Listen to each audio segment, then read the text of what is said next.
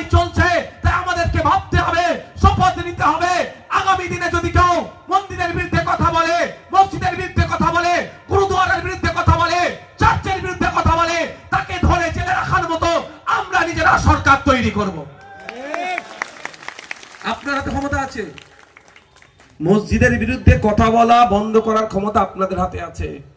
আমি এইটুকু মুফতি সাহেবদের কাছে ফতোয়া নিয়ে নেবেন যে সরকার আজকে চুপ থেকে ওকে বলার আরো উৎসাহ দিচ্ছে, এর পাপটা কি আপনাদের ঘাড়ে পড়বে কি পড়বে না।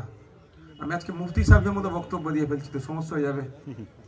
আমি তো মুফতি না, তাও আমি পড়বে কি পড়বে না বলবেন, কারণ যে অন্যায় করে আর যে অন্যায় সহে, বুঝতে পারছেন? আপনারা গিয়ে আপনাদের পাড়ার ইমাম সাহেব মুফতি সাহেবদের জিজ্ঞাসা করুন, মুফতি সাহেব 2021-এ তো আমরা ভোটটা তৃণমূলকে দিয়েছিলাম, আর কুরআন শরীফকে তৃণমূলকে দিয়েছিলাম বলে মুখ্যমন্ত্রী তৃণমূলের হয়েছে। কুরআন শরীফকে অপমান করেছে তৃণমূল, মুখ্যমন্ত্রী চুপ আছে, পাপ কি আমাদের ঘাড়ে আসবে? একটু জেনে নেবেন, জেনে নেবেন আপনারা ভাই। আমি ফতোয়া দেবো না, আমি স্কলার না, ও আমার বড় ভাই জান দেবে। একবার বড় ভাইকে উত্তর প্রশ্ন করবেন, পুচ্ছ সে দিয়ে চলে যাবে। আমি তো মুফতি না, আমি তো স্কলার না, আমি এই জন্য দিতে পারছি না, উনি দিয়ে দেবেন। তা আপনি আজকে গিয়ে জিজ্ঞাসা করবেন এই পাপের ভাগিদার আপনি হচ্ছেন কি হচ্ছেন না। মাথায় রাখবেন, আপনাকে দায়িত্ব দেওয়া হচ্ছে বিজেপিকে আটকানোর, না বিজেপিকে আটকানো আর তৃণমূলের অত্যাচারের হাত থেকে বিজেপিকে ভোট দেওয়া দুটি সমান, মানে দুটোই বোকা বানানোর মেশিন। যারা ভাবছেন তৃণমূলের অত্যাচারের হাত থেকে বাঁচতে গেলে বিজেপিকে ভোট দিলে লাভ হবে, তাদেরও আমি কানে ঢুকিয়ে দিতে চাই, হে বিজেপি তৃণমূলের অত্যাচারের হাত থেকে আপনাকে বাঁচাবে না, বরঞ্চ তলে তলে বিজেপি আর তৃণমূলের সেটিং থাকছে, যে সেটিংটা এখন ওপেন সিক্রেট হয়ে গিয়েছে। আর যারা ভাবছেন তৃণমূলকে দিয়ে বিজেপিকে আটকাবো, তারাও দিবা স্বপ্ন দেখছেন। তার জ্বলন্ত উদাহরণ অসীম সরকার, তার জ্বলন্ত উদাহরণ ওয়াকাফ আইনকে মেনে নেওয়া মমতা ব্যানার্জির। যে মমতা ব্যানার্জি বলেছিল কি আপনার ওয়াকাফ আইন আমার রাজ্যে লাগু হতে দেব না, সেই মমতা ব্যানার্জি গোপনে ওয়াকাফ আইনকে মেনে নিল এবং শর্ট পিরিয়ডে তখন আমরা ছুটে গেলাম ওয়াকাফ বোর্ডে যে এত স্বল্প সময়ে হবে না। আমরা ডেপুটেশন দেওয়ার পরে সরকার নড়েচড়ে বসলো, 6 মাস টাইম এক্সটেন্ড হয়েছে মামলা করার পরে। কিভাবে এক্সটেন্ড হবে সেই রাস্তা আমরা বলেছিলাম, 6 মাস এক্সটেন্ড হয়েছে। কিন্তু আপনাদের জানিয়ে রাখতে চাই ওয়াকাফ বোর্ডে 108 জন টোটাল পদ আছে, সেই পদের মধ্যে অধিকাংশ 10 জন মনে হয় ফুল টাইমার, বাকি অল্প কিছু পার্ট টাইমার দিয়ে চলছে। তাহলে ওই 6 মাসের মধ্যে ওই সম্পত্তিটাকে আপলোড করাও সম্ভব নয় যদি সম্পূর্ণরূপে পদগুলোকে পূরণ না করা হয়। কিন্তু মমতা ব্যানার্জি আপনাদের সাথে মাসি আসে যে বসে আছে। তাই যে মমতা ব্যানার্জি বিজেপিকে আটকানোর জন্য আপনারা তাকে ভোট দিলেন, সেই মমতা ব্যানার্জি বিজেপির আইনকে পশ্চিমবাংলায় লাগু করে দিল। এবার বলতে পারে আপনাদের এখানে তৃণমূলের বন্ধুরা আমি চলে যাওয়ার পরে যে নওশাদ সিদ্দিকী ভুল বলে গিয়েছে যে কেন্দ্রের আইন রাজ্যকে মানতেই হবে। আমি একটু বলছি ঘোড়ার ডিম। কি বললাম? ঘোড়ার ডিম। আমি রাষ্ট্রবিজ্ঞানের ছাত্র নাই, তাও বলছি আপনার এখানে যে তৃণমূলের নেতারা যে কথা বলবে তাদের থেকে আমি একটু অন্তত ভালো বলবে, এটা বিশ্বাস করুন তো নাকি? হ্যাঁ, আমি বলে যাই আপনাদের, বাবা আপনারা পিছিয়ে যান না, যারা চেয়ারে বসে আছে তাদের অসুবিধা হচ্ছে, পিছিয়ে যান তো, একটু পিছিয়ে যান একটু। আমি আপনাদের বলি, কেন্দ্র রাজ্য, আমরা একাধিক রাজ্য নিয়ে কেন্দ্র সরকার, রাজ্য সরকার, অনেক আইন রাজ্যের এখতিয়ারে আছে, অনেক আইন রাজ্য কেন্দ্র মিলে করবে, আবার অনেক আছে যেটা কেন্দ্র নিজে থেকে হস্তক্ষেপ করবে। যেমন ইন্ডিয়ান আর্মি, ভারতবর্ষের ডিফেন্স সিস্টেমটা কটা বাজে? আর 5 মিনিট পরে চালাও ভাই, তো তাড়াহুড়ো করার দরকার নেই, ফতোয়া ফারাজ দেওয়ার লোকের অভাব নেই ভাই, আর 5-10 মিনিট পরে চালাবে। ভারতবর্ষের ডিফেন্স সিস্টেম আছে, প্রতিরক্ষা দপ্তর আছে, এই দপ্তর সরাসরি ভারত সরকার, কেন্দ্র সরকার কন্ট্রোল করে। আবার আপনাদের বলি, ইন্ডিয়ান রেল কেন্দ্র সরকার ডাইরেক্ট কন্ট্রোল করে। এবার আসা যাক এডুকেশন, স্টেট সেন্ট্রাল গভর্নমেন্ট দুজন মিলে কন্ট্রোল করে। আবার জমি স্টেট কন্ট্রোল করে। তিনটে পার্ট হলো তো ভাই, একটা কেন্দ্র সরকার কন্ট্রোল করে, একটা কেন্দ্র রাজ্য, আর একটা শুধু রাজ্য। ওয়াকাফ সম্পত্তিটা কি জমি জায়গার তো নাকি না? হ্যাঁ, জমি জায়গার তো। এটা কন্ট্রোল কে করে? জমি কে কন্ট্রোল করে? স্টেট করে। তার আমি উদাহরণ দিয়ে দেবো আপনাদের। দেখবেন প্রায় খবর পাওয়া যায়, নতুন রেল লাইন করতে চাইছি, মমতা ব্যানার্জি জমি দিচ্ছে না, এই ধরনের কথা হয়তো অনেক। কি বলে আপনার, হাইওয়ে এক্সটেন্ড করতে চাইছি, মমতা ব্যানার্জি জমি দিচ্ছে না। বিজেপি নেতারা বলে না, হাইওয়ে হচ্ছে ন্যাশনাল হাইওয়ে হচ্ছে কেন্দ্র সরকারের আন্ডারে, কিন্তু জমি কাকে দিতে হবে? আমার রাজ্য না, যতক্ষণ না জমি দিচ্ছে ওরা করতে পারবে না। রেল করতে চাইলেও রেল পারবে না। কেন? রেল কেন্দ্র সরকারের, কিন্তু জমিটা আমাদের সরকারের, রাজ্যের আন্ডারে থাকে। তাহলে ওয়াকাফ সম্পত্তির জমিটা কার আন্ডারে থাকবে? তাহলে এই মর্মেই তো একটা সুপ্রিম কোর্টে মামলা করতে পারে যে ওয়াকাফ আমার জমি, আমার রাজ্যের এখতিয়ারে, তাহলে কেন্দ্র কেন দখল করতে চাইছে? এই পয়েন্ট তো মামলা করতে পারে। আমি ভাই রাষ্ট্রবিজ্ঞানের ছাত্র নয়, আপনারাও তো অনেকেই এখানে রাষ্ট্রবিজ্ঞানের ছাত্র নয়। যদি কেউ হাত থাকে হাত তুলুন তো একটু। রাষ্ট্রবিজ্ঞানের কেউ ছাত্র আছেন? তাহলে আমরা এখানে কেউ রাষ্ট্রবিজ্ঞানের ছাত্র নয়। তাহলে আমি আমার যুক্তি দিয়ে আমাকে কি কাটতে হবে তো ভাই? কথাটা আমি যেটা বলছি, ল্যান্ডটা হচ্ছে, জমিটা হচ্ছে রাজ্য সরকারের, ওয়াকাফ প্রপার্টিটা জমিতে। তাহলে এই জমিটা যখন কেন্দ্র নিতে চাইছে, তাহলে এটা জমির অধিকার রাজ্যের হাত থেকে কেড়ে নেওয়া হচ্ছে না যুক্তরাষ্ট্রীয় পরিকাঠামোতে, তাহলে এটা আঘাত দেওয়া হচ্ছে কি হচ্ছে না? তাহলে এই আঘাত দেওয়াকে সামনে রেখে পশ্চিমবাংলা সরকার কি সুপ্রিম কোর্টে মামলা করতে পারতো কি পারতো না? এক নম্বর কথা। দ্বিতীয় কথা আমি আসি, তাহলে উদাহরণ দিয়ে প্রমাণ করে দিচ্ছি তো, উদাহরণ দিয়ে প্রমাণ হয়েছে তো। রেল কোনোদিন পারে নিজে থেকে ভর্তিটা বিষয়তে পারে না। কেন? আমাদের ফুরফুরা শরীফে রেলের স্বপ্ন দেখিয়েছিল, জানেন তো। তো হ্যাঁ, মমতা ব্যানার্জি একটা বক্তব্যে বলেছে ফুরফুরা শরীফে রেল চলছে। আচ্ছা, উনি তো স্বপ্নে স্বপ্নে রেল চালাচ্ছে। এখন এআই তে ভিডিও বানাই না, তাহলে কাল কয়েকদিন পরে দেবেন এআই এর ভিডিও, ফুরফুরা শরীফ রেল স্টেশনে আপনারা নামছেন, দেবে ফুরফুরা শরীফ যাচ্ছেন। যাক, আমরা বলেছি শুধু ফুরফুরা শরীফ নয়, ফুরফুরা শরীফ থেকে এক্সটেন্ড করে আটপুর মঠ আছে, রেল লাইনটা হোক, তাহলে ফুরফুরা শরীফ হয়ে আটপুর মঠ চলে যাক। আটপুর মঠে অনেক অনেক ধার্মিক মানুষরা যায় সেখানে ধর্মীয় কাজ করতে, তাহলে সুবিধা হয়ে যাবে। বারবার আমরা সোচ্চার হচ্ছে।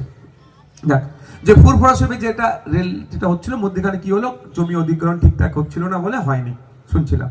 তো জমি অধিগ্রহণের দায়িত্ব কার? রাজ্য সরকারের।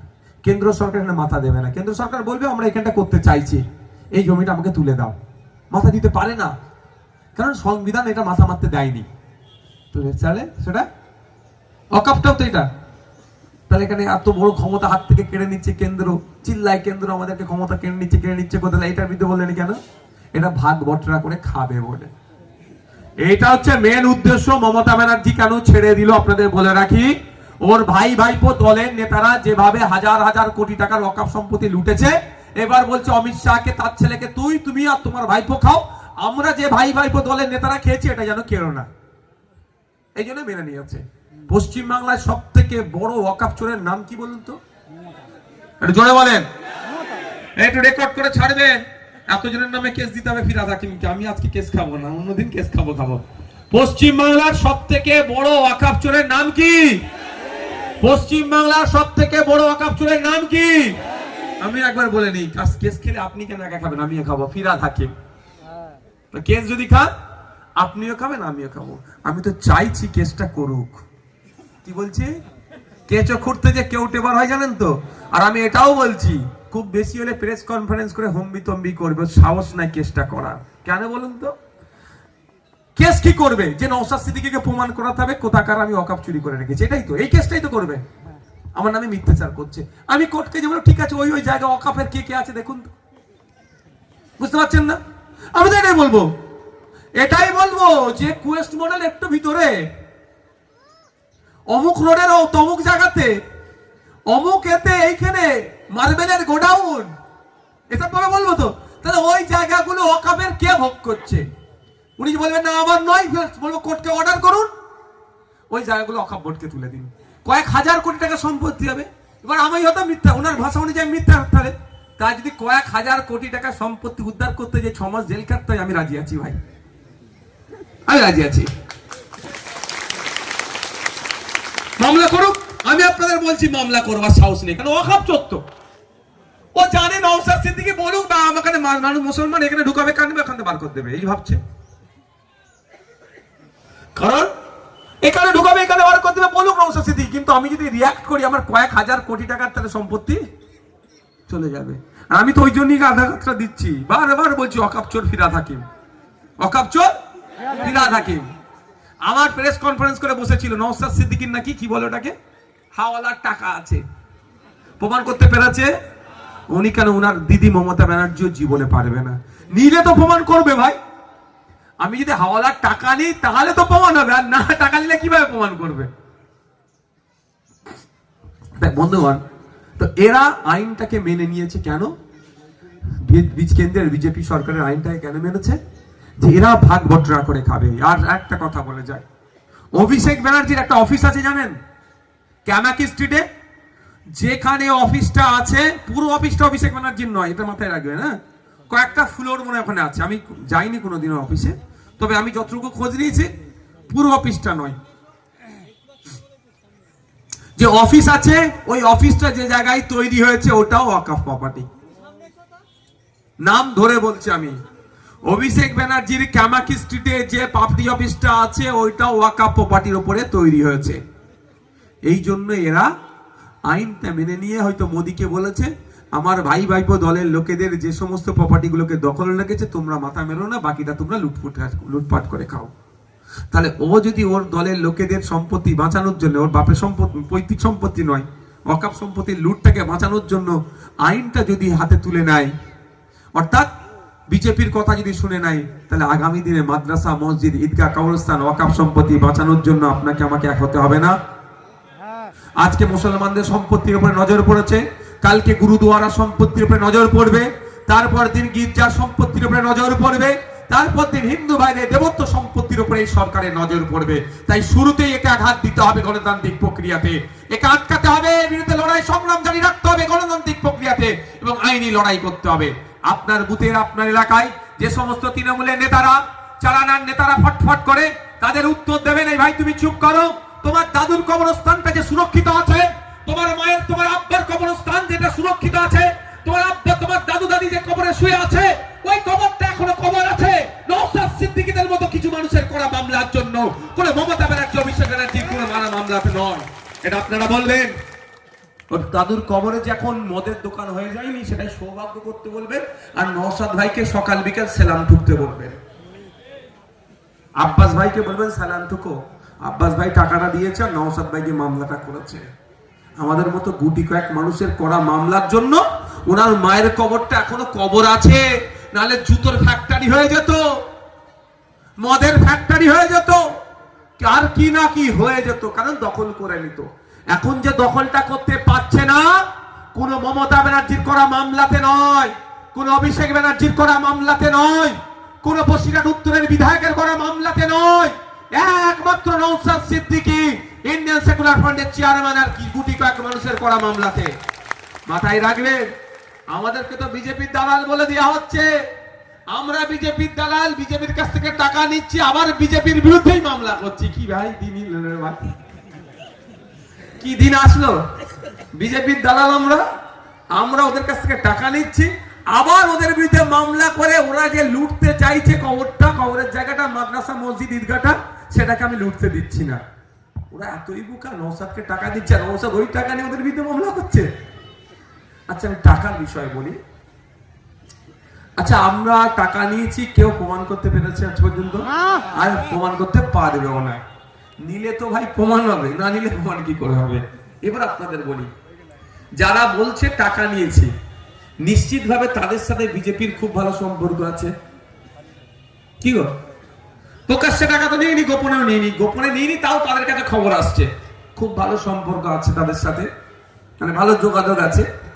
আজকের পর থেকে আপনাদের দুটো কথা বলতে হবে তৃণমূলের নেতাদেরকে, পারবেন তো? দুটো কথা বলে দিই। একটা কথা কি বলুন তো, যে নওশাদ ভাইজান, এই জায়গাটার নাম কি? বড় গৌড়াতে এসেছিল, এসে একটা